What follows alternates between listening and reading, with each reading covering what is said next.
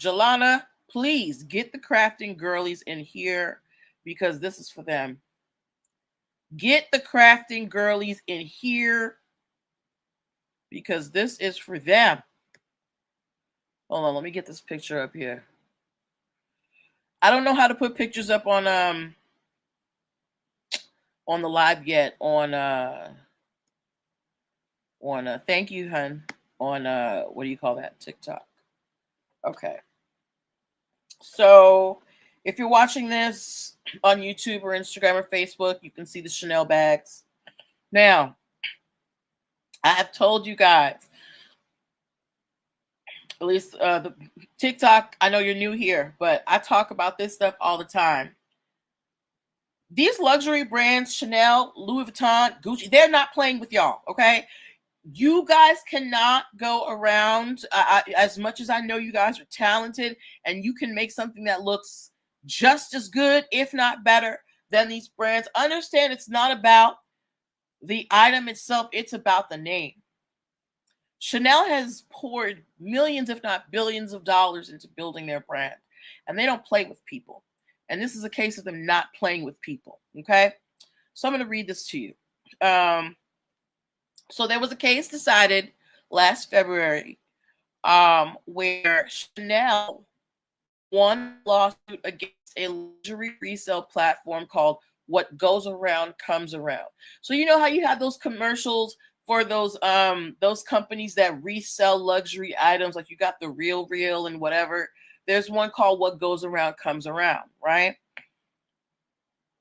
Now, What Goes Around Comes Around, they were selling Chanel products, right, that had or Chanel-like products. They looked like Chanel, but they were knockoff. And not only that, when they were promoting these products in their on their stores, they would use hashtags like WGACA Chanel.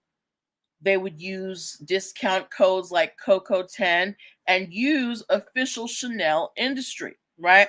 Now, Chanel does not really do reseller at all. They don't have any designated resellers. You have to, like, they have their own stores and you must get it there, right? So Chanel went, and because this company was not only reselling Chanel items, but they were promoting it as if they had some type of deal with Chanel. Chanel went to the court and said, excuse me, tell these people that this is not, that they don't have the right to use our name, okay?